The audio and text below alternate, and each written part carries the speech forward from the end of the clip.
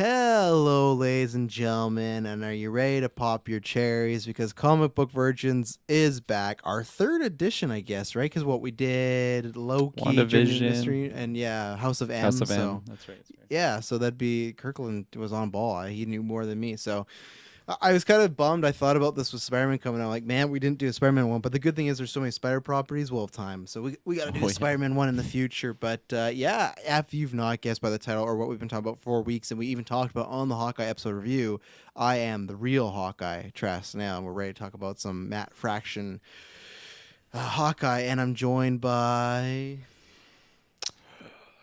Lucky Kirkland Patzer.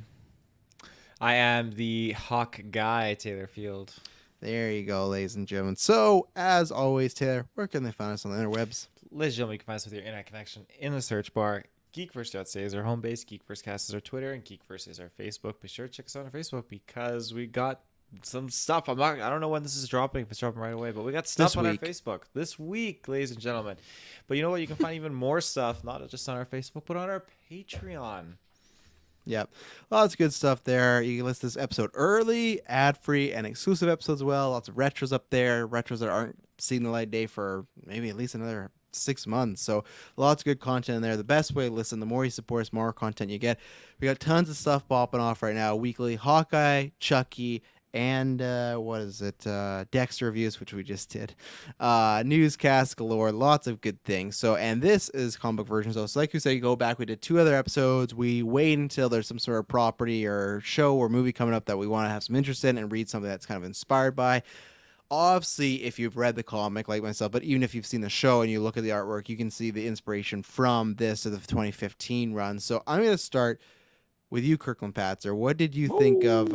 And we, to be clear, if people want to pause this episode because I know they can do that, and maybe go read the issues and come back, because we'll be talking full spoilers and everything like that. We read all 22 issues. We were going to do the first 11, but then we delayed this week and thought, well, let's just do it because issue 11 for volume 2 ends on like such like the like lamest cliffhanger. I'd feel, or it feels like you're just in the middle of the story. You're like, okay, and like I said, I even checked. I'm like, this is how they sell the volumes. Like this, like volume 2 ends with this issue. Like it's a fun issue with Lucky, but like it's just it's just weird that that's okay. Pizza Dog closes out, but so obviously you've seen the first 2 episodes of Hawkeye, but what did you think of this run from Matt Fraction and Ajay? I can't remember his last name. I'll have to look. Who should be getting credited? Marvel, credit your writers and stuff and artists in the show. They don't really do that, but yeah. Yeah, this was a pleasant surprise for me, honestly. I was one of those people that didn't really care for Hawkeye originally, and then through the MCU, I just really grew to love the character thanks to Jeremy Renner and the team that wrote him with the MCU. And I don't know, I was just a little unsure going into it, but like just from the very first issue, I fell in love with this interpretation of the character. We got blonde Clint Barton, and I thought he was great. He was such a fun protagonist to follow.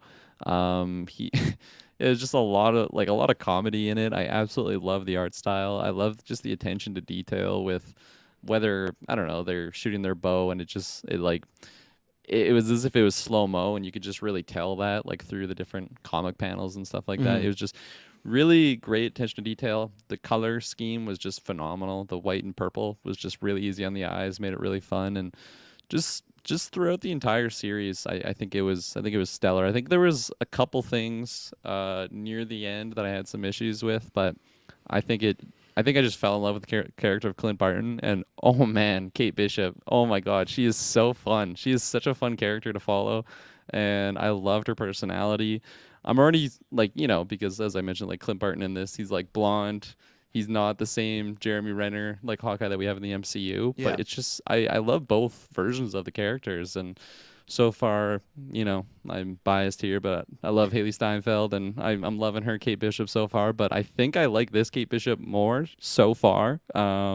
There's a really fun dynamic between the two. We'll touch upon, but like there was some good like sexual tension at points, which I feel like I'm not going to be getting between Jeremy Renner and I'm Haley excited to Steinfeld. talk about this because I was listening to your guys' review, and I kind of have like only one instance in this arc where I feel like that a little bit, but in the rest I don't feel it. I don't see it. It's not like forced. There's a couple of moments when you're like, okay, this like if this was a movie, it would like end with them they would start with them hating each other, and then you get that spicy scene or something like that. But it doesn't really hit on that, and you don't need it for for like the series, so I understand why they didn't. It was just a fun dynamic between the two, and there's moments where they go out on their own and deal with their own things that we'll talk about. But my favorite was when they were together. There's just such great dynamic. It's like a buddy cop movie with like Oh yeah. two people that had just stellar chemistry, and it was just so fun. And the villains were fun. Like it was just all in all a great read, and it was an honor to go through it.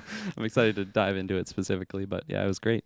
Well, it's one of those two, like, obviously Hawkeye, been around for years, very popular character. He's part of the Avengers, and obviously, like, he's not the biggest character and whatnot, but still, when you're part of Avengers, you're in some storylines and stuff. Like, even when we read House of M, like, he's a big factor there where he, like, you know, he got killed off. There's a big storyline. So he's a big character. He's like, if you have that S tier and A tier, he's definitely like a high B. Like I think now I put him on A over these past few years, but it's just like, because I do think S tier is like your Spider-Mans, your Batmans, your Supermans, your Iron Man stuff. So like, I think A tier is, I don't know, we should make that list. It's like, I think A tier, I guess A tier would be everyone knows that character, right? I guess, or was that S tier? Do you think? Well, I feel like S tier like transcends the genre. Like even comic book, like non-comic book fans, GA, like they know who Superman, Batman, Spider-Man are. Like it's just so easy to identify them with.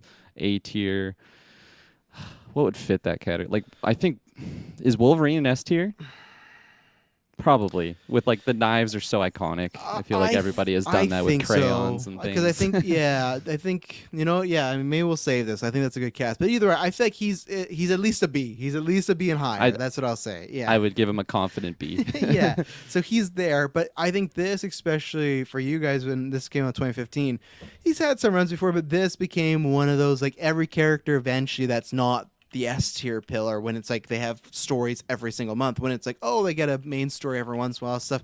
This became this is the Hawkeye story you need to read. And I was not reading it weekly. I think I started reading around like issue 6. Like obviously I started number 1, but I just heard the hype like, oh, you got to read this. And I was always a big Hawkeye guy. I've always said that, like, I just liked something about him. I loved how plucky he was. To me, when he was like more House of M era, and even before that, I always described him, I still do nowadays, as sometimes like the PG Deadpool, where it's like he has that wit, he has that sarcasm. He's just a smart ass. He's that friend everyone has. He, to me, would remind me of Uncle that would always have a quick answer for something, but there's something likable about him, even if he's like kind of a piece of shit guy. There's just something there where it's like, okay, and not to the extent of Wolverine, where he's like, get away from, like, he's an asshole. There's just something where Clint, it's just, he, like I said, feels not like an everyday guy, but we all know that type. And interesting that this was pretty much my most, I'd read Kate Bishop around and stuff, but this was really my most like getting affiliated with Kate Bishop. And then there's a series after this. And yeah, I think like Kirklin described it, it's a great buddy cop thing. But I think the best part is, like, if you look at buddy cop stuff, and I think this is what Winter Soldier did too, or Winter Soldier and Falcon did too, was it's a lot more emotional than a buddy cop one. And it's not that it becomes like, a complete drain. And I think there's even probably some bigger emotional stuff when we read House of M. But I think for this, just certain things that goes through with Clint, things that go through with Kate, it is very comedic. And I do love how, we talked about this for the Eternals and Hawkeye. I love the stakes that it is just about this block. It's just about him with these people in New York, just trying to help him out and save this building, and what problems like ensue from that, right? But along the way, you have relationship drama, you have drama between Kate. You really find like Kate is trying to find herself, because she talks about it many times, like, oh, I'm Hawkeye, but what does that mean? So I think it has the fun of a buddy cop movie, but it has kind of, which I know Kirklin and Taylor are gonna like, oh yeah, we told you, but it has the character development of like a rom-com in a way, or a romantic drama movie, but I don't think they are romantic or stuff like that. It's just they evolve, and I feel like even Kate, by the end of the 22 issues, it's funny, like we were talking about, Kate is different than what she is in the show. I feel like the back half of this book, like the last 6 issues, is what Haley Steinfeld's playing, like that Kate that comes out of her shell more, because when we first meet Kate, which we'll get into, very different character. So yeah, I've read this one before, but I love it. It is one of those quintessential, like when you make a best of Hawkeye, it's just kind of like, this is probably the top. And it's just, I love the down and out, just kind of, I don't know, I don't want to say bum version of Clint, because obviously he has lots of money, but just this, I don't know, just this carefree, just the right word is kind of eluding me right now. But yeah, Taylor, Phil, you take it away, as I have no words to describe Clint. I will get there eventually. Someday I'll think of this word. Oh yeah, I mean, this whole arc, this whole comic was just great. Again, like it fleshed out so much more like going into the show, which was awesome, and it just is a different take on Clint that I was expecting. Again, there's similarities that I really really liked, and there's a whole new wave of fresh things that I just wasn't expecting in his character. And it seems to be the general kind of trend for these Marvel heroes is that a lot of them are alcoholics, or a lot of them are kind of like struggling from It's a hard major job, depression. man. Apparently, yeah, like they have major depression and like maybe like social issues or something like that. Like they're just so isolated and alone and just trying to like get by and survive. And I mean, he's dealing with his work wife, his ex-wife, and then Kate Bishop. So he's just got a whole ton of different things unfolding in his life, and it really it expedites even more when he's just trying to do the right thing. He's just trying to protect this building, and it's just funny how he lives there and how you get to see more so him beating himself up for being who he is as part of the Avengers, I guess you could say. Like he feels like he's on the lower part of the totem pole, and he's just he isolates himself there, and he treats himself like shit because of it. And yeah, a very interesting character.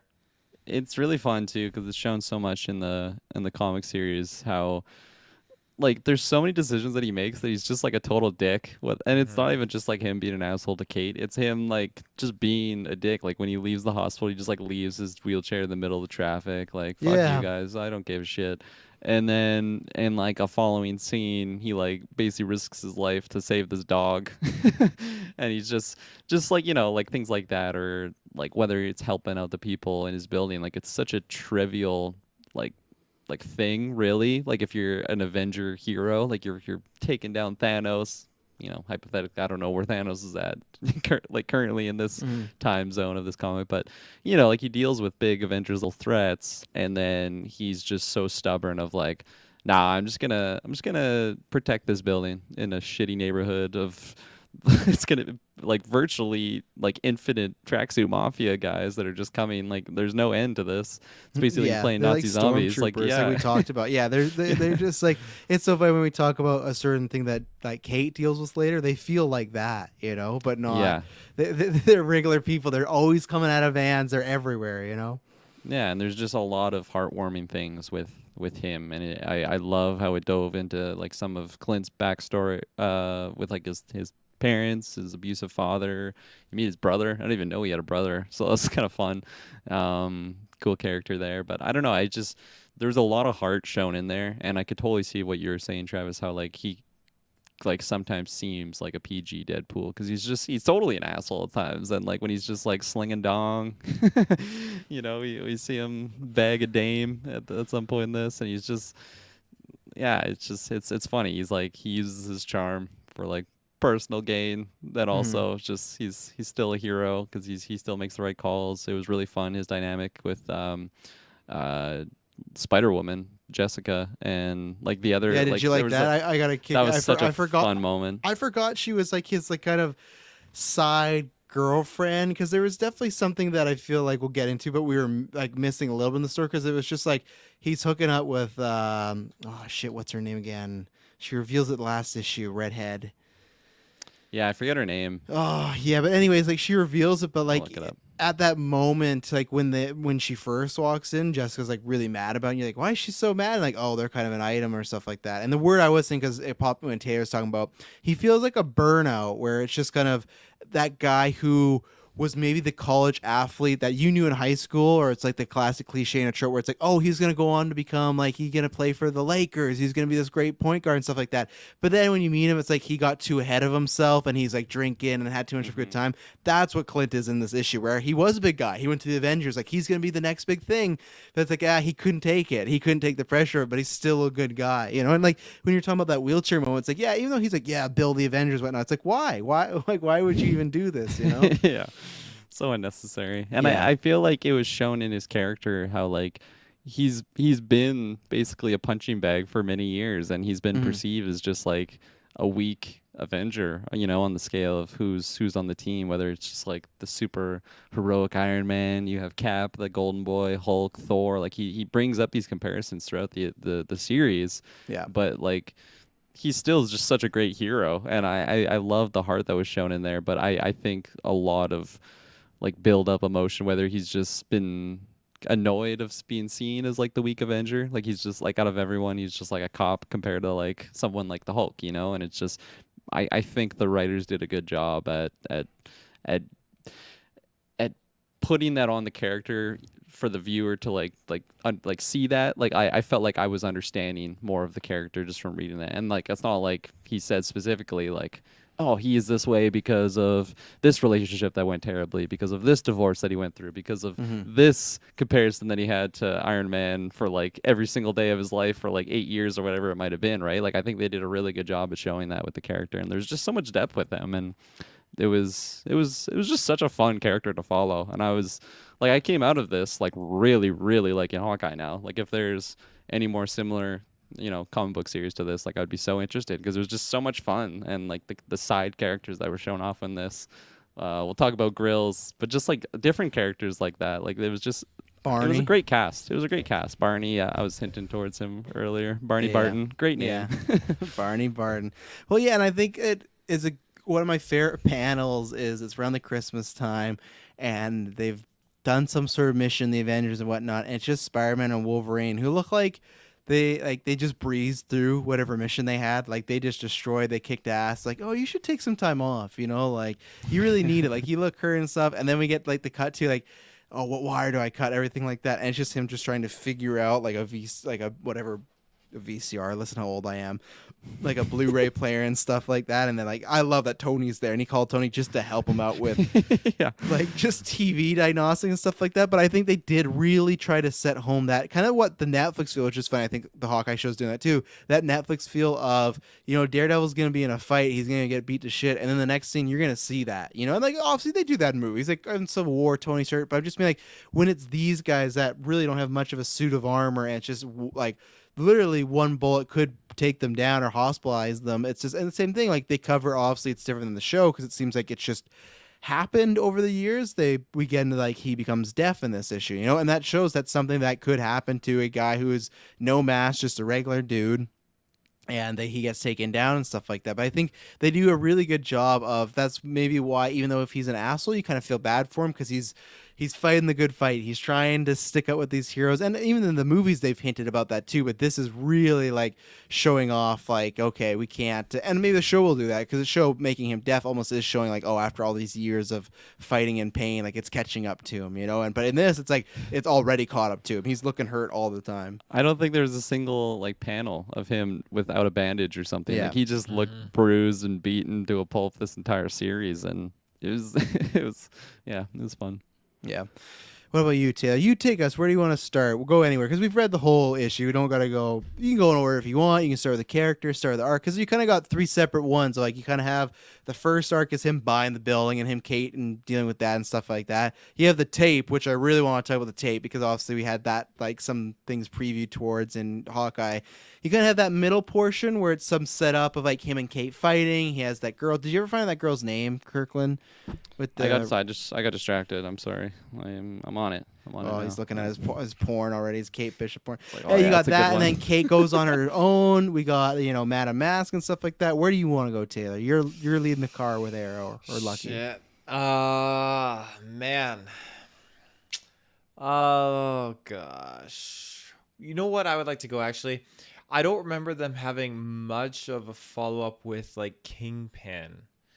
Because we saw him in like a brief bit. I like but, that the one you pick up is the one where we don't have anything to go on. You're like, we didn't see much of Kingpin. Well, I was Let's wondering talk if about it. I missed something with that because I just know that they all had this meeting and they're like addressing what was the bros to go and like deal with this situation with Hawkeye. But I don't remember there being much of a follow up with that, so I wasn't sure if that's where like Madame Mask was coming into play to resolve that, or what was the.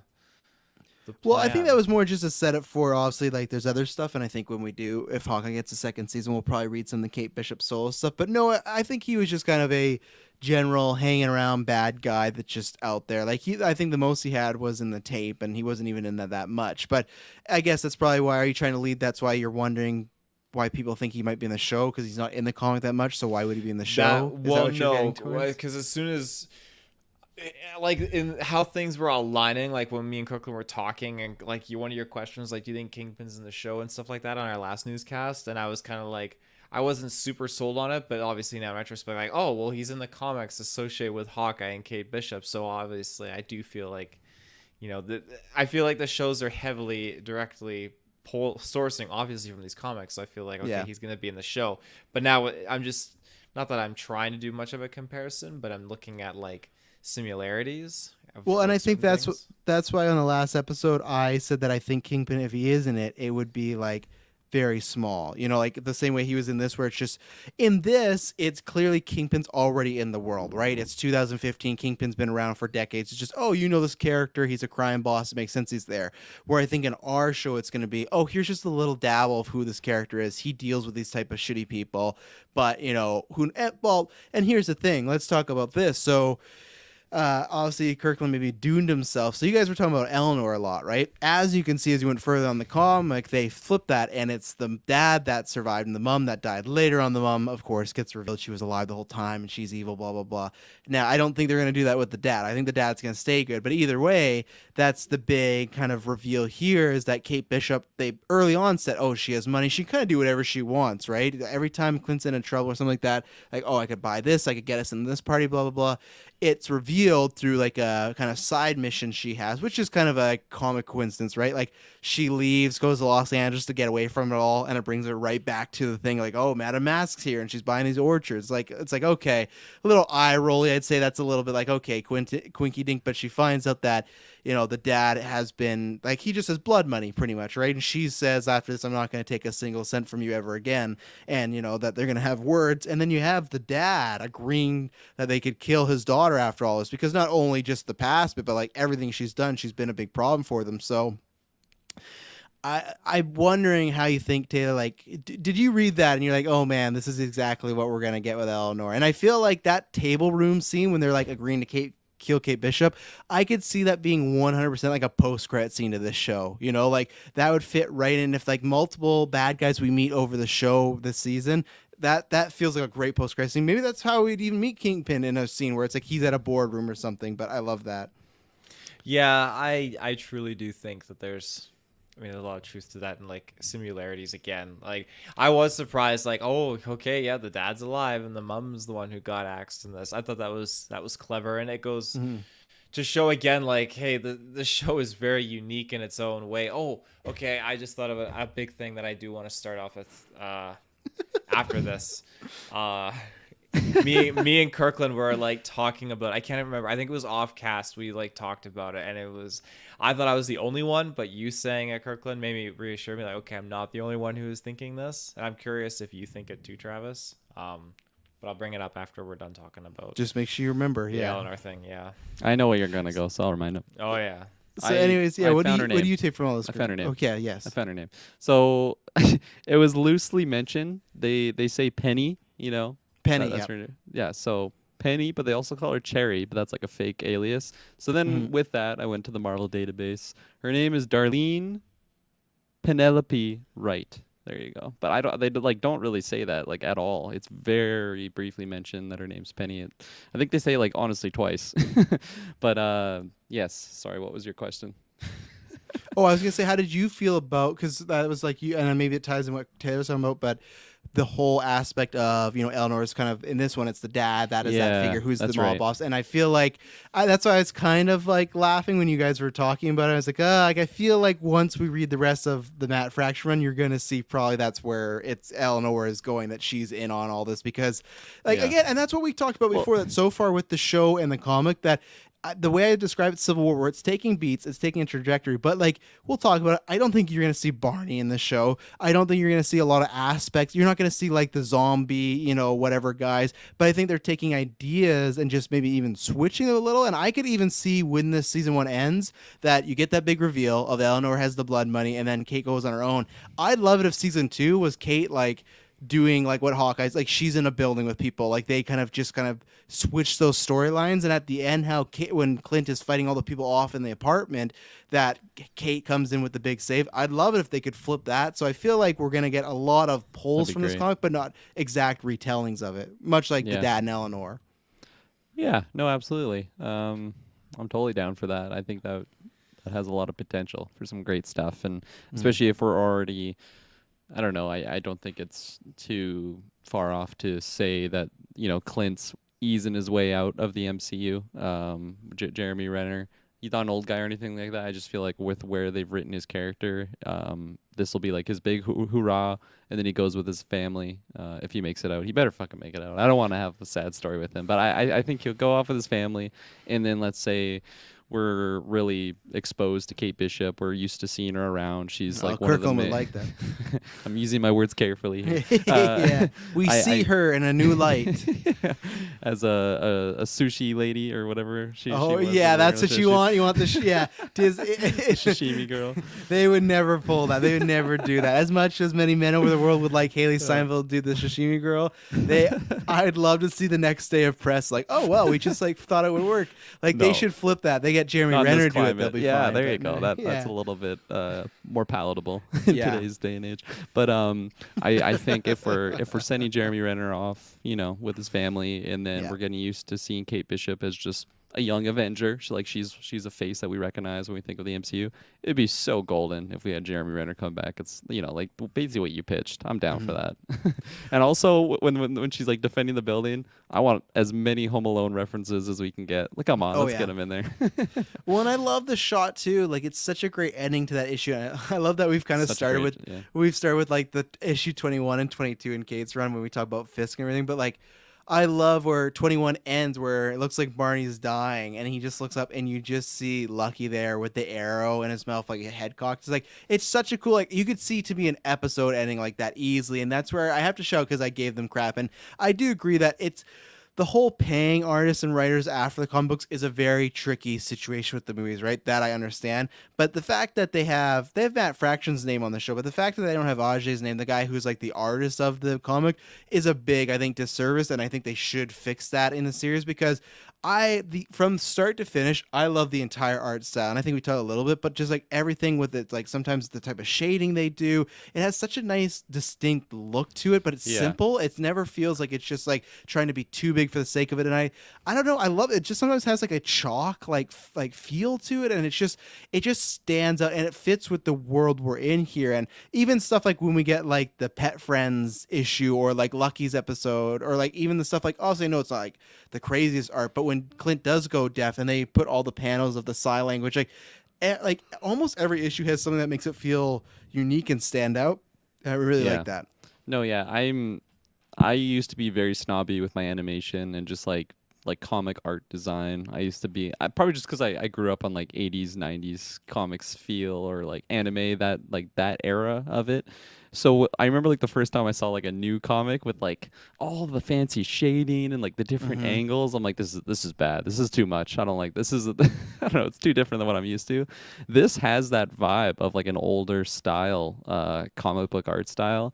And I think I love it so much because it has that, but it also has the details of what a newer art style would have with the shading, just the different character angles, and just the more attention to detail, and just it looks better, but it still has that vibe of an old school comic art style. And I think the color palette that they went with is just it helps it so much. It's nothing too vibrant and crazy, like so many different colors. Like they have their base color of purple and white, and then you can throw in some other things. And I think when you stick to something like that, it's so like no matter if it didn't matter if I flipped to a random page and didn't know what issue it was, I would know that it's a Hawkeye comic, just because it has that purple and white, and I think that's really special. And then it makes someone like, let's just bring in Penny that I was just talking about. Like, because she's all red, has her like red Mustang or Corvette, whatever the hell it is, it just pops so much when you have just like a different color like that.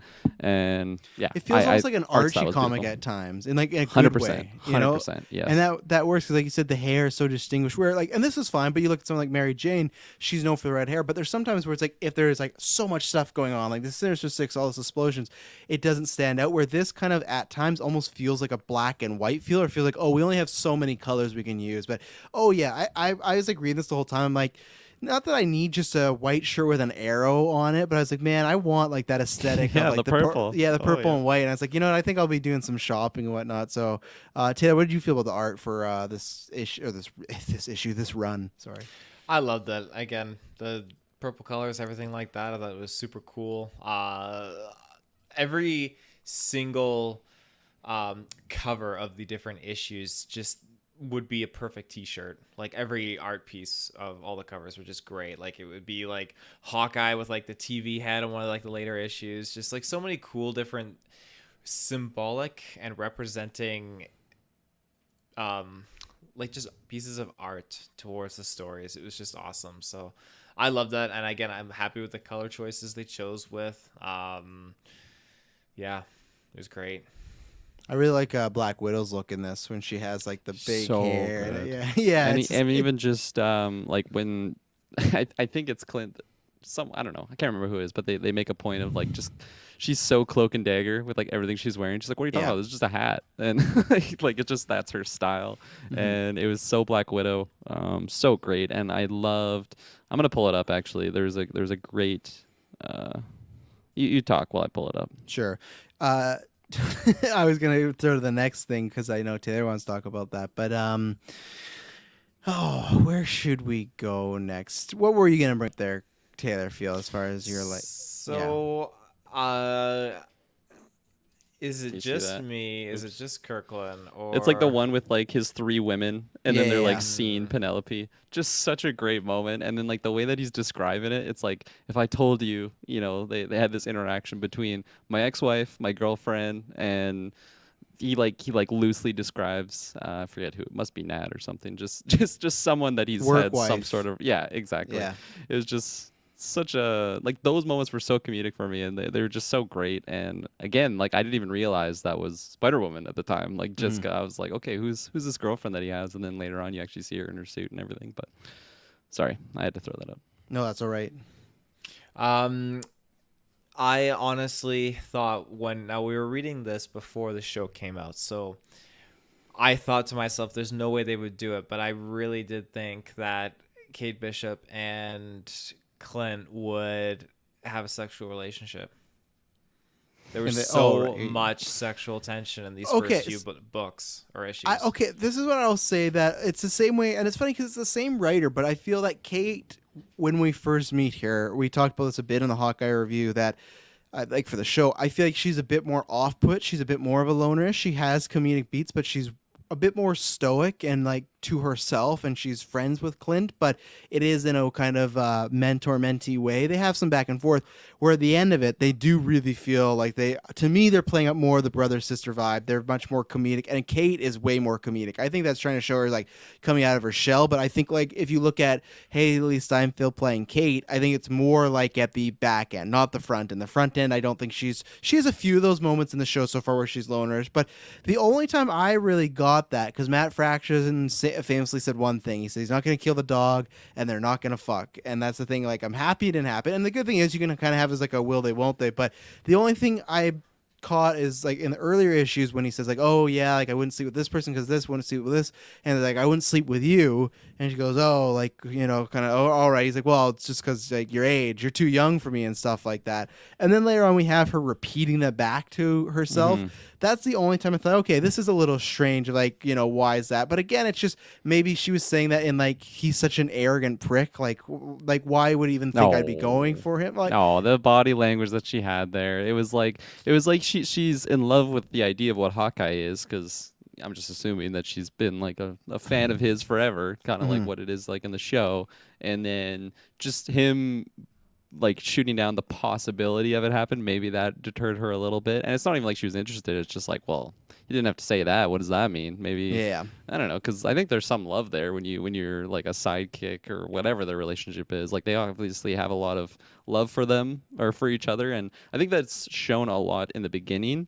Because there's multiple times when Clint is even just like, oh, I love this girl. Like, look at her. She's fucking. She's a perfect. sniper. Yeah, like she's so Yeah. great. And you can like, there's obviously love there. It's just, I don't know. Maybe she was more deterred of the. Maybe I was wrong. Maybe I read it into a little bit too much. Well, I think it might even be a way where, like, and here sounds like a weird scenario. Here we go. Hear me Me? out. So, what? Me? Or No, or no, you're I saying have a what you're- weird okay, scenario. Sorry, I thought you So said what- yours is a weird No, scenario. no, yeah, you go, Like, you what did I even weirdo. No, pitch? So, I Sashimi, think- Haley Steinfeld. Come on. I think it's yeah. Oh, people are gonna love it. I think that it's kind of like when you meet somebody and they are already in like a long-term committed relationship, and there might be like a spark there. But I am comparing this to, so when I started working at Best Buy, there was someone which, funny enough, has the same character name as Black Widow. It's just Natasha. They're not gonna know last name. I'm not spoiling anything. But she was like a supervisor, much older than me, had kids, was married. That was completely off the board. Even though my friend kept telling me, "Oh, you should just ask anyways, just see what happened." I did not. It's before I was a scumbag. I did not ask. But the thing is, there was still like a certain chemistry there. And I think it, for me, the way it played is like, I agree with you that there is some body language there. I think it's kind of the, hey, in another life, in another multiverse, in a different age category, like, we could be a thing that works, but for all these reasons, it's not going to work now. And I think it's different too, because in the show, he does say she's younger, but I think they're trying to portray him as like into his 40s, where she's maybe like early 30s, stuff like that. Where in the comic book, in the show, it's clearly he's like going up to his 50s, like late mid 40s 50s, and she's 22, so it's clearly more mentor mentee, big brother, sister sort of thing. But in the comic, that's why I took it as, if you've ever had attraction with somebody, but hey, this is never going to happen for whatever reason, like, I'm not going to break up this marriage, I'm not going to do these things, that's how I took it, as there might be like a attraction. But I feel like if that's a good thing with being the earlier issues, that turned into just camaraderie, and it turned into like, they almost had like a mini breakup, but it was more just a friend break, because she does leave him and she takes the dog too, which I was like, I couldn't believe. Like, when I first read that, I was like, man, like, I get you taking it, but it's like, this guy has nothing going on right now. But I almost feel like she's taking it for like, yeah, like, I can't even trust you with this dog, so But also, she's leaving town on her own. Maybe Yeah, she needs a true. companion more than him, right? Like, she's younger. She's not a legitimate Avenger. I stand by her decision to take Lucky, and feel like she treats him a little bit better. I don't know, but I also, like, when I brought up the whole sexual tension thing, and when me and Taylor were talking about it, that was when, I mean, me myself, I've only at that time had read up to like issue 10 or something, so I think the earlier stuff was still fresh in my mind, because like you said, like, it's really just in the beginning when it's really shown, and I think that's smart, because I don't know, you can dive into the characters' other traits and their dynamic with other characters more so than just seeing it as like a love story of like, hey, when are these people just gonna get together, because like in the comic versus the show, like, yeah, there's an age gap there, but it's more believable than Jeremy Renner and Haley Steinfeld. Oh, I'm not just yeah. saying they can't get together, possibly, in another world or something like this, but like Jeremy Renner's got Clint Barton in the MCU has like his wife and kids and everything. So like going into the show, I never once thought that. And then to start this one off, like, he doesn't have, well, he's divorced, but he doesn't have kids, to my knowledge. I don't know, they don't really talk about it in the comic No. series, but it was just a whole nother can of worms, and like it seemed like they were basically living together at certain points. So it was just I don't know. I had that thought more so Well, of the yeah, and relationship that I could just- be.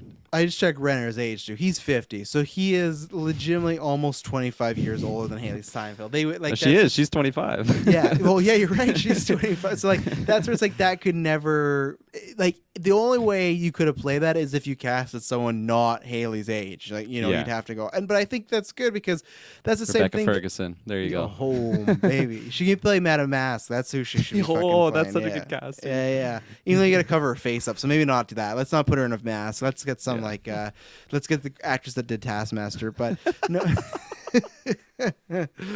But no, and I think almost too, and I'd love to. Maybe I should look into more interviews. Of this, I wonder if they play up a bit more flirtation or angles early on, so then they can really go, "That's not going to happen." Because then I think the other time that it does, because I feel like with Penny, there is maybe some hint is like jealousy, but it's not jealousy because No, it's I was just looking at it. I know. Sorry, carry on. I'm bring up specifically what they say. It's so great the way it's tackled. It's like Kate's basically like driving them, or like she picks them up because they're being chased by the tracksuit mafia, and then.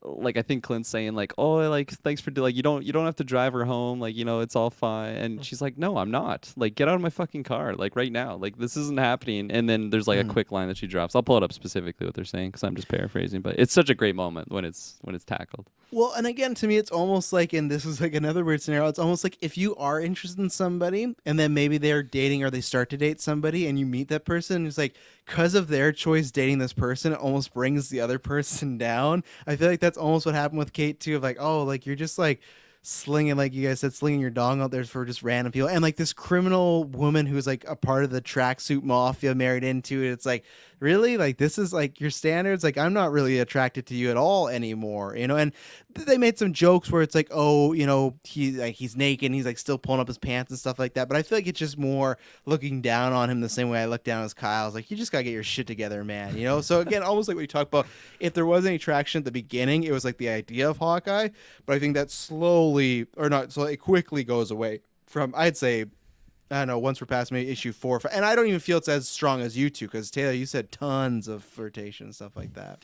I think less so as it went on, but as it progressed, it got less and less. But just like right out of the get go, though, like they're hand holding and stuff, and like just some of his comments that just made me think like, holy shit, like in this comic series, I thought it could work because he's not got like the kids and the family like he does in the movie and the TV show. It's completely different. He sleeps around and everything like that, ex-wife. So they could have done it. Now, again, that's one of those things that I doubt will ever touch the TV show and the live action MCU in our lifetime, and then some. So The Haley Steinfeld, like the romance thing, with the exception of no. maybe a multiversal version where he no, I comes don't even out. think they'd play that up. I don't think, because even especially too, like even in the comic books, even if there was this flirtation, it was for what, a few issues, and now there's like years upon years of Kate Bishop and Hawkeye just being mentor and whatever. So I think I don't think they even would play that up at all. Like especially at least with these actors. So yeah, no, she'll have some other love interest pops in some point in time. I hope so. After we talk about House of M, I still want more just comic book characters dating each other. Like we don't get enough of that It's in the so MCU. fun in the comics. Yeah, You're right. You don't see that in the MCU. Like I feel like they save that for the special relationships, whether it's Tony and Pepper. I guess Pepper's not really a superhero, but yeah. I think it's really selective. And maybe if you go down the road of them all pairing off, people get, I don't know, like just bored of that. Like, oh, well, these two are attractive. Well, we know they're going to ship them together. Yeah. Well, and I think when you look at Tony Pepper, I think the reason you have like some like Tony hooking up with so many people in the comic books is because it's like, well, we got literally years and years of stories we have to tell, so we got to sprinkle out. Where the movies, it's like, well, we're only going to tell us one arc with Tony, so let's really just have him with Pepper. But like that's what I love. Like they never went with it, and I know there's Happy and whatnot, but I loved the dynamic when Tony was like flirting with Aunt May. It's like, oh, this would be fun, like changing up. Like fuck it, and I don't care, man. Like I don't know what way they're gonna make them swing. Put Yelena and Kate. I know people are probably like, you massage that you're putting these actresses you like, but like no, it's like gotta happen. Do that, like no.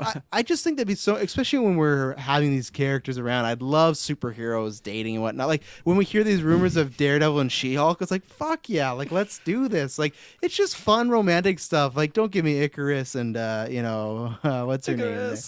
I forgot her name. Do I know? Yeah, it's forgettable. Who was the main film. character of Eternals? Cersei. Cersei. Yeah, Yes, yeah. I knew it was a Lannister name. Okay. So go ahead.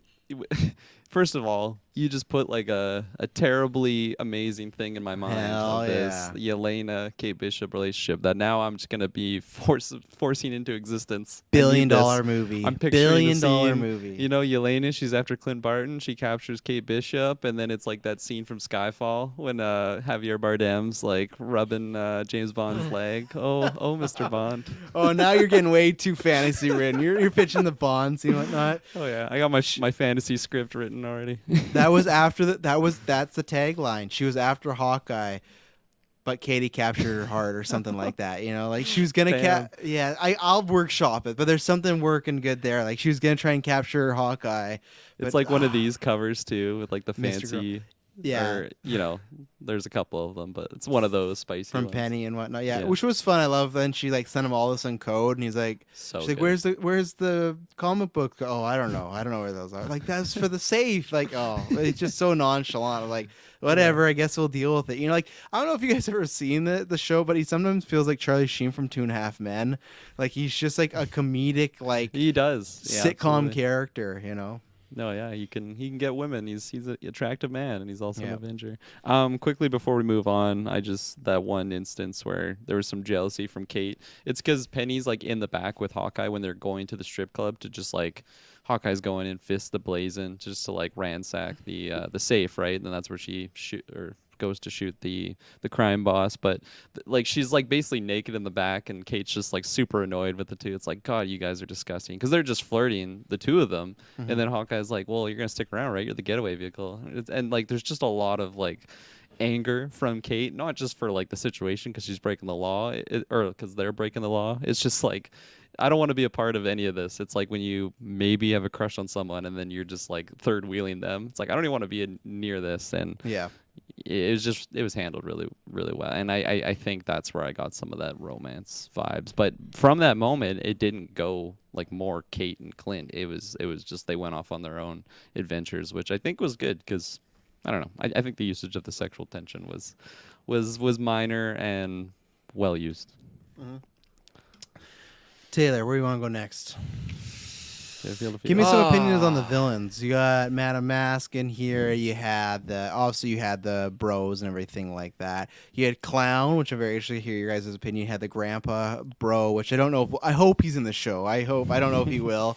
And then you had obviously kind of tied back, but Kate's kind of run-ins with those like zombie stewardess guys, and it was The Weed Man. He was the hilarious. Weed Man. Yeah, and you had like Madame Mask in. But what do you feel about some of the antagonists in this series?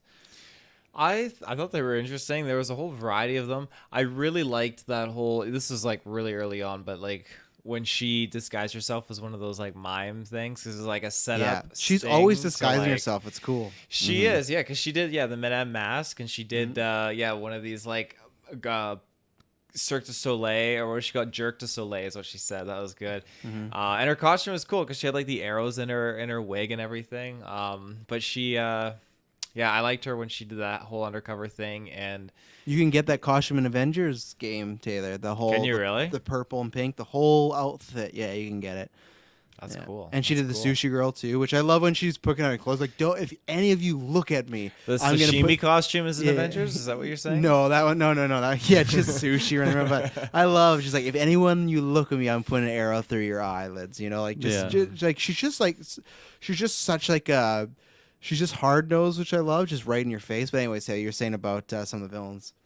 Yeah, no, the villains. It was cool. I think they were all very, very interesting, very intriguing, and I'm excited to see more of them kind of pop up in the show. Like I said, I can't remember if it was during the Hawkeye review. Yeah, I think it was when the bro people. This whole time I've been reading the comics Right. with them with an English accent until I saw the Well, show. just American, not British. When you say English, you make it sound like they're gonna be British. Yeah, no, definitely not British accent. Can you do a British bro accent, Taylor?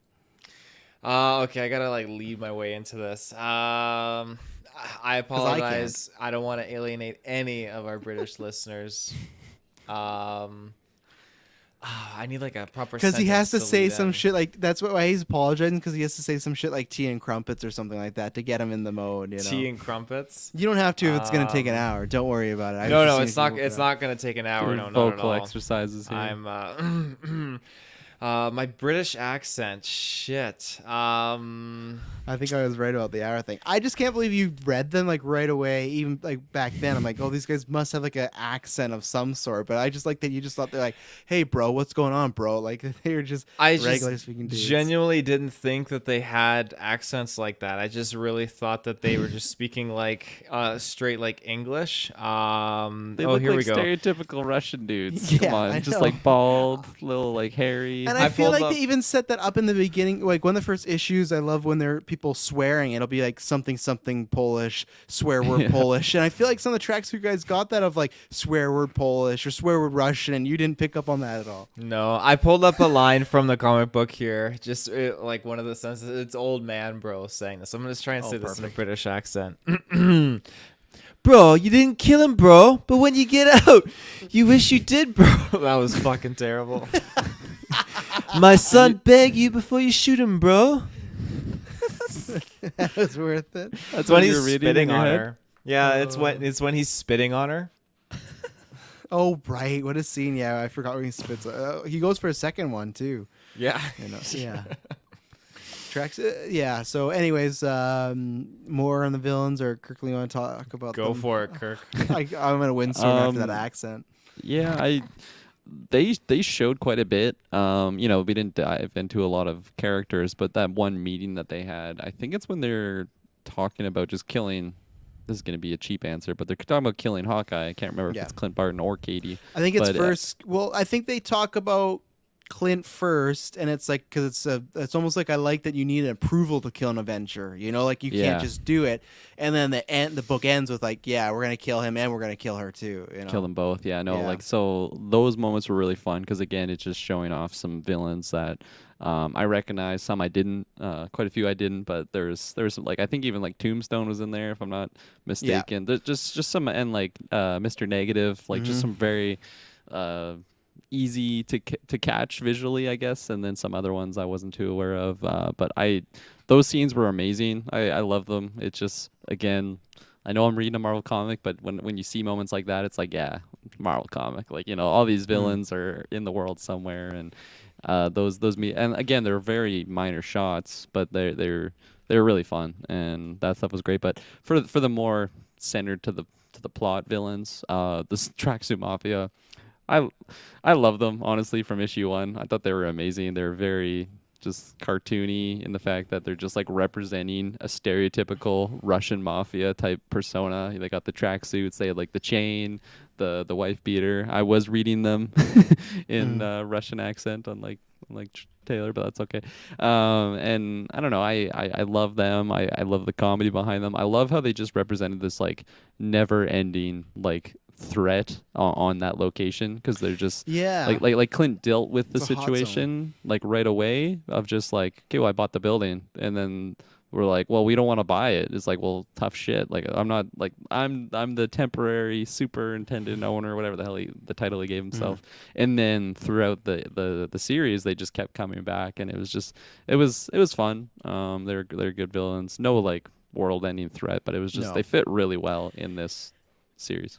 And like I love like the Tracksuit Mafia and like just the gang is pretty much the main villain of the series, but it doesn't feel like that. Like, and I actually mean that in a positive, where it feels like you're always getting like mini bosses throughout the story and stuff like that. Like, and maybe this is like one complaint as far as like with Clown, I like him and I like that we get an issue, but then he just goes away for a very long time. Like he's just not there. So I think that is one negative where sometimes maybe they like, I don't know, I guess you flush out like a little hitman guy, that's cool, but it felt like they set him up like he's gonna have much more of a story. But at the end of the day, it just comes to, like you said, okay, it feels like a classic volume 1. Oh, they solved the issue and then the next volumes will be new ones, right? But it's like, no, it always comes back to this place, and it's always Tracksuit or other people trying to figure out how the fuck can we get him out of this building. You're like, what are we gonna do? Like, how could like like, yeah, it's Home Alone. But and then I love though that they get the clearance at the end when they find out like the reason he's always threatening he'll call the cops, but the reason he's not is because like he technically, like what he's saying he owns the building like is technically not true, and now they've realized, well,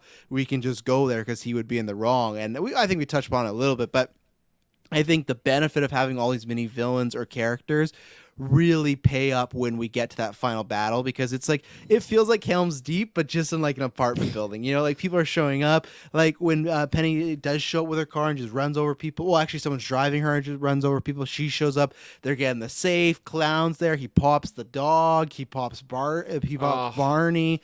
Like it's just like people are going down left, right, and center. And I think that's the other thing of. They're not in each issue that much, but when all the time in the 22 issues, all the people talk about Grails, obviously. We talk about, I think her name's Susanna, the one that ends up with Barden with the kids that Hawkeye really likes too.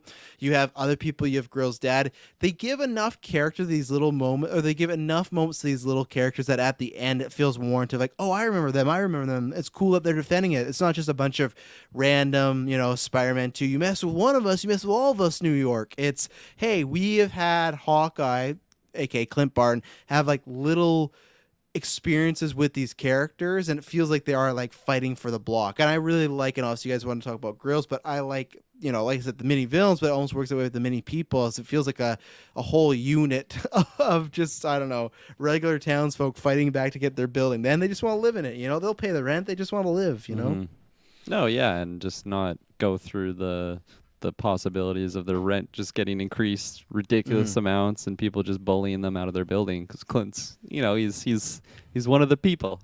Yeah.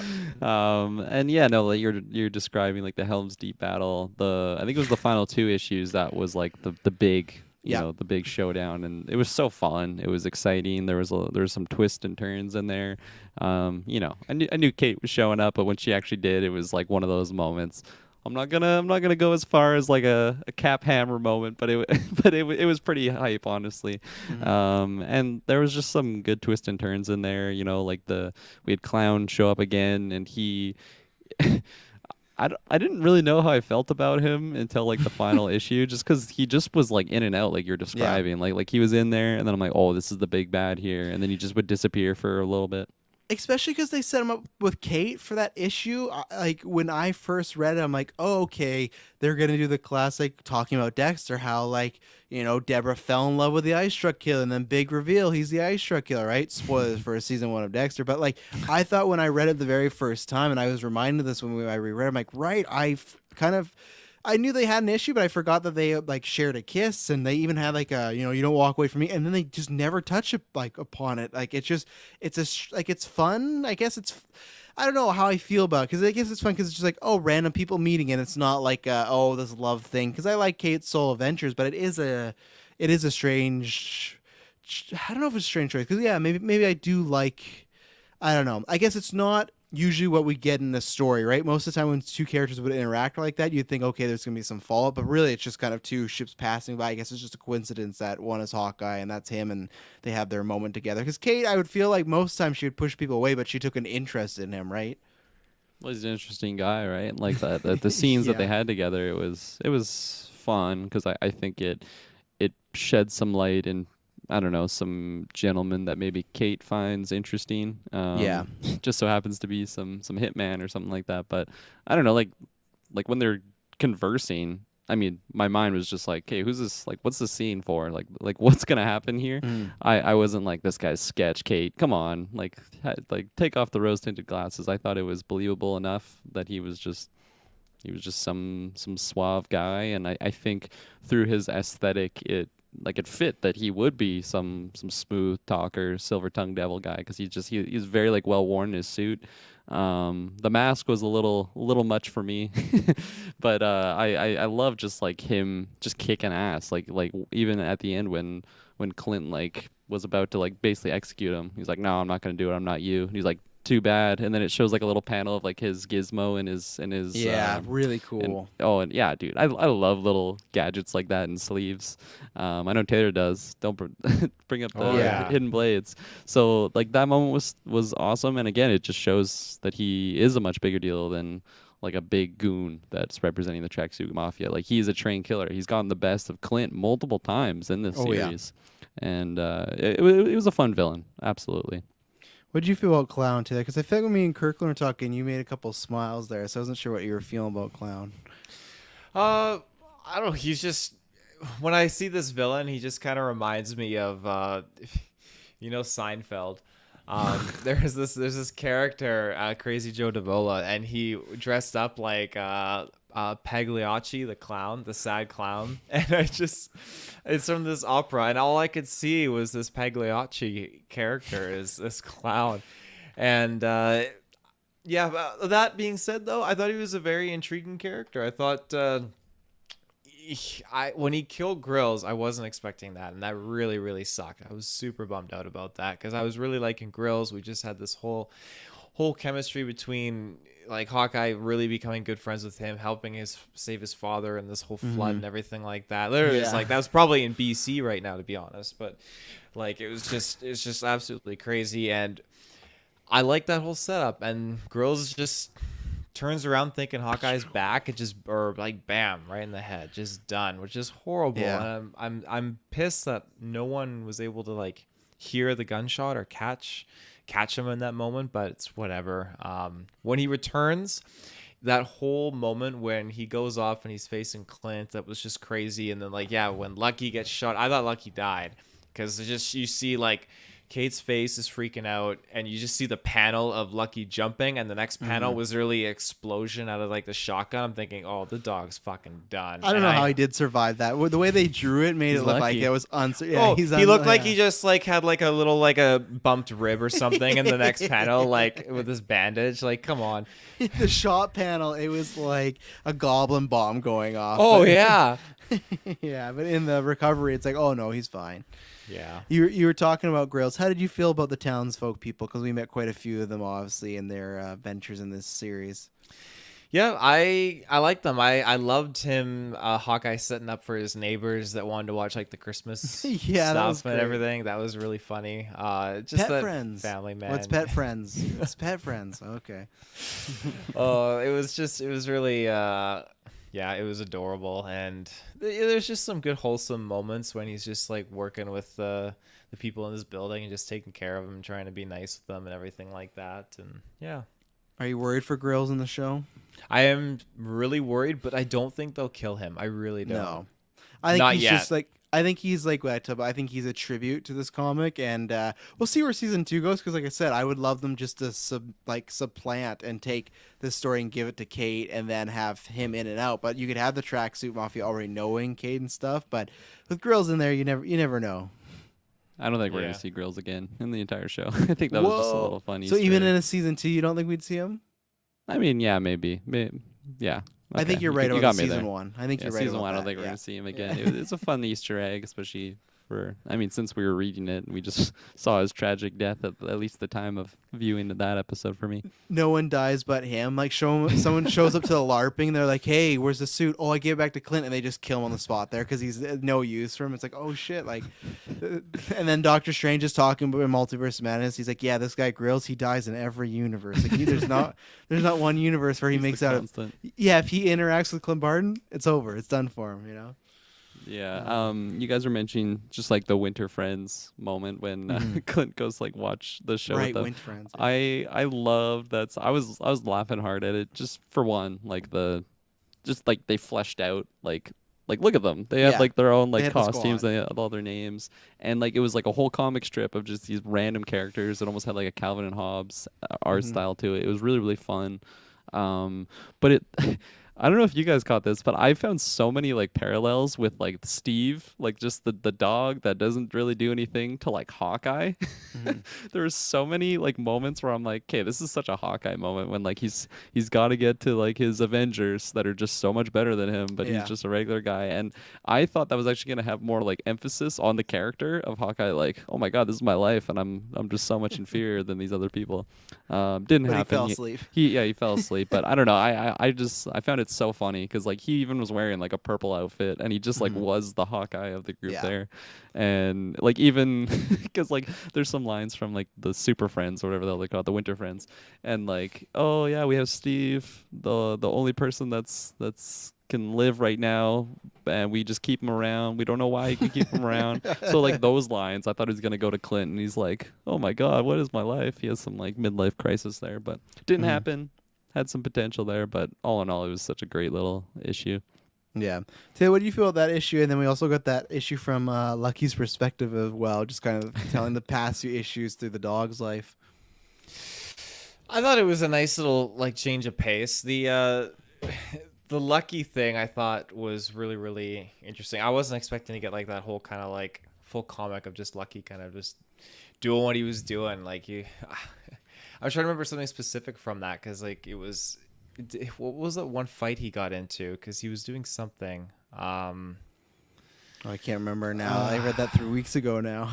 I should have wrote some of it down. But Oh. well, especially you thought the issue you're expecting after Grills just got killed. You know, you're like, oh, what's the big thing next? And like, okay, we're gonna take it down with Lucky. And I will say that these issues are better now than when they're week to week, because I think when they're week to week and you're waiting for, and I guess we didn't even talk about that too, is like how much of like non-linear the storytelling is in this. There's something like it'll happen, like let's say event A will happen, but then the next 3 issues will be about like, you know, negative A and negative A.1, like all the events, and then it's finally caught up to that. Or it'll be like, okay, event A happens, then we're going to go to event C, and then this next issue is back to event B. Okay, now we go back to event A. Oh, and you know, those other events, now they tie together. Like, it was very kind of, you know, I know it's the go-to thing to say, but it felt very Pulp Fiction-ish, where it's like, especially at the beginning of that movie when you meet like Pumpkin and Honey Bunny, and it's like, oh, they're the restaurant, and that's a midday event, and then we meet, you know, Vincent and Jules later on in the movie, and then they go to their end point, but then we jump all the way back to get to, you know, Pumpkin and Honey Bunny, which is not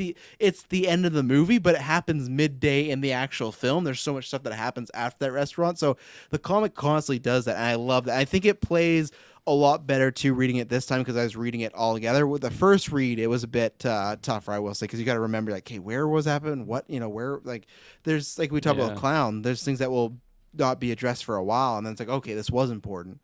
Yeah, that's a good point, because I was one that really liked the time jumps. I love that we were bouncing around. Like, I shouted out the scene when he's at, I don't know, the Avengers Mansion or something, and then Penny like comes in, kisses him, and then it's like the 3 girls like right beside him there. And like that just goes forward, and then we don't see that moment really happen until like later on. And if you're waiting week by week, I think it'd be easy to forget that. And no, I love the time jumps.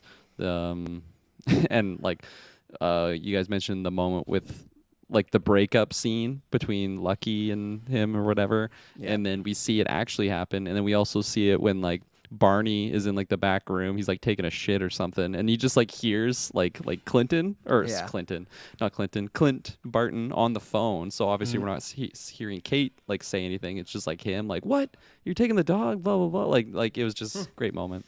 Well, and like how we met Barney is like we met him in his whole venture through the streets, and then the next issue is the back of like picks up like 10 at night, and it tells like Hawkeye's side of that. It's really cool. It's really well done stuff.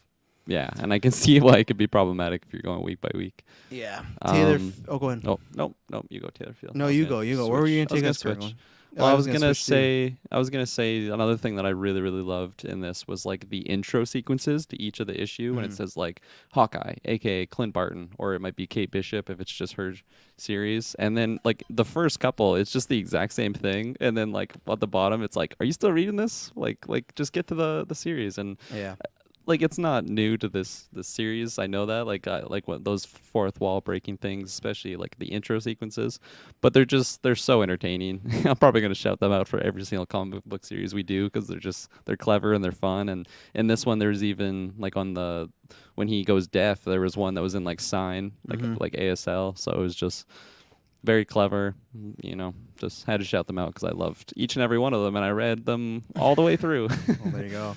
Well, and I even like the final panels of the book where it feels very much like an action movie where it's they get side by side, they shoot the shot, like the arrows, and it shows like the targets, and then it's like a comic book for like a Clint and Kate comic book. It's like feels very cool. Almost it feels like a directed by sort of way, or just even some of the covers. Like I really love. I can't remember. It's like after 12. I think it's maybe 15, that cover of when it's the crossword, when Barney's doing the crossword and they have the writer and artist's names like penciled in, like circled, stuff like it's just overall really creative. And I think that's kind of the fun thing you get to do when you're telling these issues and stories about smaller characters or smaller events, because so many times when you're telling a big crossover or world ender, you got to worry about continuity and how does this all fit and canon, and like how does these powers work, and we got to make sure this person gets their screen time. But in this, it's like let's just have some fun with almost every aspect, you know. Yeah, absolutely. Where I was going to go kind of two for Taylor, I was going to ask you, what did you think about some of Clint's origins? Because we kind of learned that he was, he grew up in the circus, he was trained by a lot of people, and he had an abusive father and stuff like that. And plus, what did you think of the addition of Barney Barton? Because we've talked about him a little bit, but he's a pretty important character for a little bit, and unfortunately does exactly what Clint didn't want him to do, the bastard. But Yeah, no, I like Clint's origins. Again, I wasn't expecting it, but yeah, he had a rough upbringing with his dad. Again, learning how to punch when he was really young and all that jazz. But it was nice to see his brother stand up for him and just kind of show him the way. And I wasn't expecting the brother. Like this whole time, we got this character, and I'm thinking, okay, who is this guy? What is this relation? And it's like, yeah, this is my brother. I'm like, oh shit, okay. So I wasn't expecting that at all. what were you thinking that at first, like half of that issue when it's just a homeless guy like out and about before you learn that it's Barney I Barton? couldn't figure out because it was like I can't remember the first scene that we got. It was like this man just taking a shit in his Hawkeye's toilet. Like, who is this guy in his apartment? Like, what's the relevance? Doesn't even look like Clint. What about you, Kirkland? Some of the aspects of his origin and Barney, obviously, yeah, he took the money, and I feel like Barney, almost more than Lucky, has so many near-death experiences in this comic. You think he's dead like quite a few times. I did. There's moments I'm like, okay, Barney's a superhero. Like, just Yeah. with how resilient he is. Like, He's there's Wolverine. something in that Barton blood because they both get the shit kicked out of them multiple Yeah. times, like almost near death. And yeah, there's a lot of lucky lads in this that are not just Lucky the dog. But I loved just his origin and the brother dynamic as well. I thought it was really great because I feel like I never really wondered like what Clint's origin story was. I just kind of assumed he was this Avenger, just like a shield agent. Like I never really like thought about like where he grew up, that he was a carny or something like this. It was just great to peer into his home style, like, and like the relationship that he got with his brother, and his brother had such a fatherly role with Clint and taught him, a lot of life lessons of like sometimes not about just like being like the strongest person. It's about getting back up and just never ceasing to give up. And it was like just really great life lessons that he got from his brother, and just like I think like the resilient personality that Clint has, because we've seen him get his ass kicked so many times throughout the series, and then you see his brother, same thing, and then you see them when they're younger get beat by their abusive father, and just like things like that will really make you tough as nails. And it wasn't drawn out. Like I think when we had those flashback scenes, I wasn't like, oh, okay, let's get back to Kate. Come on, let's get back to Sashimi Kate. I wasn't thinking that in those moments. I thought it was well deserved to have those scenes in there, because again, it's just fleshing out more of Clint. Yeah. And it's interesting too, because I feel like if this series was about like Hawkeye in the prime of being like Hawkeye, like in Shield, like well before Kate is even really around, like when he's wearing like the classic purple helmet and stuff like this, I don't think it would really fit to have flashback to like his abusive dad and things like this. Like it's something that he really can dive into in a story like this.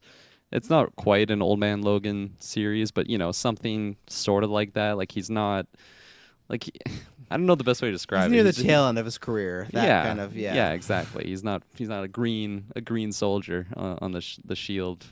I don't know, the Shield roster. But so all that stuff was great. And then with Barney, that was a pleasant surprise, because like I said, I didn't know that he had a brother or anything like this, and he was a fun character. I really didn't know what I was gonna get when we first saw him. I thought it was going to be just some baggage or luggage that is stuck with our main protagonist here, just to have like a new hurdle in his path, something to just make the situation tougher. But I think it was a really good moment for Clint as a character, because that's around the time when Grills got murked. So like he's already just like hitting the souse, and he's getting just all alcoholed up, and he's not doing too great like mentally. He met a good friend that like he actually went to his dad's house and like just learned more about the guy. And then shortly after he gets shot, and you can pretty much put the blame on Clint for that, right? Like because like the people were there because of Clint, and then Grills just happened to get killed in the crossfire. And I think his brother showing up is just really good for the character. And again, it's I was mentioning like how he was a good father figure to him when they were growing up, and I think you see those moments when he comes back. Like there's multiple times when Barney is being that again to Clint, and even though Clint's like a Avenger, we're calling him a B tier superhero, but he's still pretty badass. And then you have this like homeless guy coming in and kind of boosting his morale, whether it is stealing money and doing stuff like that. But Yeah. it was great. It was great. I was kind of rambling there, but I loved it. Clint, you know that money I talked about finding? Oh, I found it. It's just funny. And I'm going to find you. Oh, you're not going to find me. He's on a boat. And I like that he took the woman and the kids. I really like that. Yeah. He went to go live this life on his own. I'm your daddy now. Yeah, pretty much. Uncle Barney there, call him stuff like that. But yeah, it's great. And it just like, you just knew they set that up of like, it's going to happen. Like I did love how much they referred to the money he has, but when they show it in that last like second last shit like he has like a lot of money, like just like there's so many duffel bags, and I just wonder like, man, how did Barney get that out of there, but he did, and he's on a yacht somewhere. Yeah.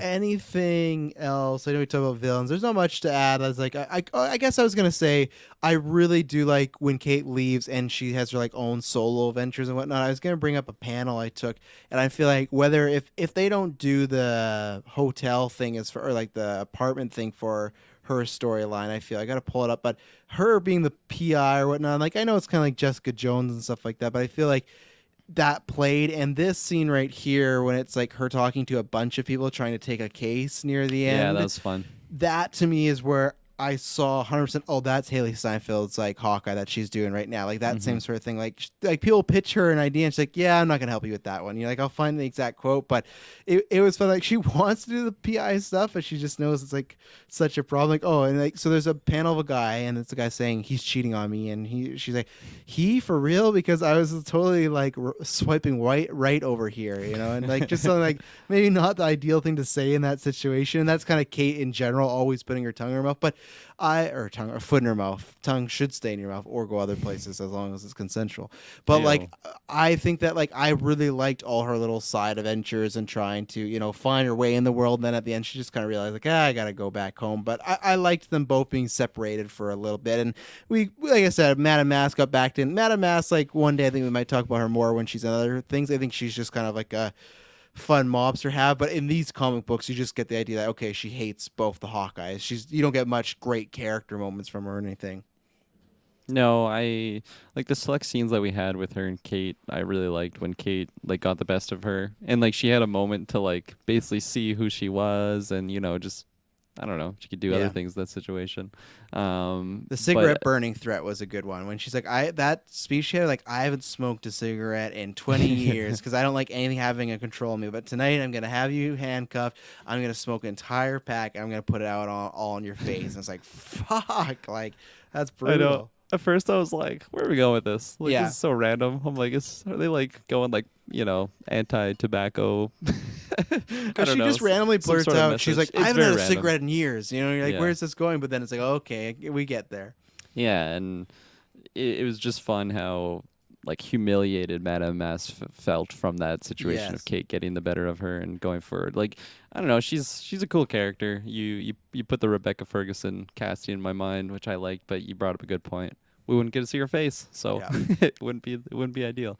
But no, I thought she was a cool character, and she had the type of outfit that was, and just like persona being Madame Mask, like it's very comic booky, but it didn't seem too overdone. Like I think it fit really well in this world, because I feel like, I don't know, if you're trying to do a grounded type hero story, if you have someone with just like a metal face, it might stand out, but I thought it fit really well. There was like the flashback of her and her dad, and like her dad's outfit looked a little out there, so I'm glad we did see that one in there. It was like very, I don't even know, like Doctor Strange, I guess, but like even further than that. So, but yeah, I liked her. I like that they question her. Like they say it's his daughter, but no one like fully knows, and because they established they're like bringing people back to life and stuff like that. So I feel like they're trying to insinuate like some potential, like maybe it's not incest, but I feel like they're trying to say like people have seen them doing stuff, so maybe they're not father and daughter. Maybe that's just like if anyone's seen Sleepwalkers, Taylor, you would have seen Sleepwalkers, right? Let's take a look. It's a scary cat movie. It's a horror movie, Stephen King one, but Oh, I watched that a long time ago on vacation in Victoria when I was like 6 it's years a fucked old. up movie. But what it is, it's these people that are like, they're called sleepwalkers. There's those cat people, but they can like suck souls and they stay young forever. But what they do is they masquerade as son and mother, but they're actually like lovers and they're getting it on and stuff like that. So that's what gave me. That's a deep pull Yeah, right there. it just gave me flashbacks to that when they're like people, like their father and daughter, but people don't really know if they are. It's like, why would they think that, you know? So Yeah. let's see. I just got a few things to shout as far as my notes, and I think I've hit everything. I love the constant "this looks bad," like in so many issues, like it's referred back to, and "this looks good," or like, you know, when Kate's doing it, so that's good stuff. Some of the descriptive like panels in here I really like. When we first get introduced to New York, they talk about the smell of it, how it just like smells of sweat, and they just kind of talk about like how like unglossy it is. Like it's funny. I just watched Spider-Man, the Toby ones 1 and 2, how they just like make New York look so beautiful and stuff like that. But I feel like the Hawkeye issues do a good job of like, yeah, there's some of that, but there's also just like some gross parts of New York that like are not the greatest, and it just feels like, yeah, it's this big city, but because it's a big city, there's so many people around. The description of anytime they'd shoot an arrow of like you have to, you know, take a deep breath. So and, good. Yeah, and I forgot to shout that on the show review because there's that moment when Kate goes to shoot the bell. She does that where it like slows down and she like breathes in like, oh, this is, you know, I did the Leo thing right there, you know. So that was good. I love there was like a good like robbing of a theater in issue 2. That was really well done. I liked, we brought this already, but when people would swear in different languages and they'd have the quotations. They get in a car crash at one point. Kate says, "It looks like it's a metaphor for your love life." I really like that. And then obviously we haven't got it yet, but that moment of like they got to label the arrows and like you got to get tape. That's clearly coming up in the show. Like it's in the car. I don't know if they're gonna do the whole like, do you label your arrows? But I like that he's like, oh, I gotta buy tape so I can label my arrows. Just like little stuff, like something like Avenger wouldn't have to do, but he has to because he's just a regular guy. And then we talked about this too, and Clint is like talking about like, oh, you're too young and stuff like that. And he says something about like a conversation of why Kate should be an Avenger, and he's trying to sell her. And that's also when she's like, he's talking about people he wouldn't want to sleep with or would want to sleep with. And he says Spider-Man. She's like, you want to sleep with Spider-Man? He's like, well, not exactly. Like, just like I'm using him as an example. So just some good banter back and forth. So. Absolutely. I got some panels to shout out since we're Okay. doing that. This one, it's totally copied from that one like meme of like the little girl like in front of the burning building. It's when she torches Madame S. And you can see it there because it's like her looking at the fire, and then she's like, Yeah. "Payback's a bitch." So great. I laughed so hard at that one. I already showed off the Winter Friends. I just love like their names, and again, just like going through those extra steps, just flesh out these random cartoon characters that like our heroes are watching. Like my favorite one was Rama in pajamas, and it's like a llama. So great, so great. And then some other ones in the earlier stages, like when they do, it's like the auction issue, and then when they escape. And multiple times brought up how like Clint just like loves boats, and he knows how to drive boats. And then there's this one. And it just says I'm great at boats, and his face just gets me. Like it's so random. I think That should they're be your talking new about, like, Discord picture. it's good. It's Yeah. good. I'd have to replace Denethor though, and No, I don't know if I can do that yet. Oh, right, you Um, just did Denethor. Yeah, you can't take him down for that. But in the future, you know. In the future, I'm gonna save it on my phone for sure. And again, just this panel is like my favorite representation of their relationship right there. I was just like, Clint is like down on his. I don't even know what was happening there. Maybe he was just upset with like Lucky getting beat up, or maybe the whole situation with the mafia. And like Kate's just like being that little sister in the moment, just like, you little bitch, like cheer up there. And then there was another line. I think it's when the cop is like telling her that she shouldn't hang out with Clint. And then just like, again, that's like my favorite thing about Kate, when she's just so. She just thinks she's just so cool, and then it's like, well, I don't hang out with him. He hangs out with me. Like, come on. And I think like it's definitely not the Kate Bishop that we're seeing from Haley Steinfeld right now, and I think that's why, like right away, I was like, I think right now I like the comic book Kate Bishop more, because I just love that attitude that she has. Like, she's an unproven like Avenger in her mind. It says it a couple times, like she's an Avenger in her mind or something, you know, like something like that. And like she's still like I feel like she on the surface she's showing the confidence of an Avenger, but then when she's on her own, maybe she's questioning if she can really do that. And I love the layers that they gave that character, and I'm loving what Especially I'm when seeing she goes from to Haley Los Steinfeld. Angeles. Yes, absolutely. And she doesn't have the most success, and it's not Avengers levels threat, but she's still having some difficulties. Like the one weed dealer guy is just giving her difficulties. But yeah, no, like I like what I'm seeing from Haley Steinfeld so far, but I think as of right now, I still like this Kate Bishop just because she's such a badass. So Yeah. No, I agree with you. And I hope maybe we get a bit, because like I said, there's times where she does do moments like that in the show, because I've rewatched it with Emily, and there's times where she is like kind of cooler than everybody else. So I think like it's specifically probably the party scene when she has the suit on and stuff too, and some of her like Yeah. mannerisms there, like how she interacts with Armand and stuff. So I think we could see more of that, but I think right now we're getting a lot more of the plucky Kate, because they're in the middle Yeah. of like shit's going down, right? So No, absolutely. And then the other one I wanted to shout out, I didn't take a screenshot of the panel, but it's when she gets arrested for like the murder of the dude that was cloned or whatever. That was a whole thing I wasn't even expecting. How like there was like basically zombies and then like cloning. I'm like, holy, we're getting like sci-fi here. I wasn't expecting that.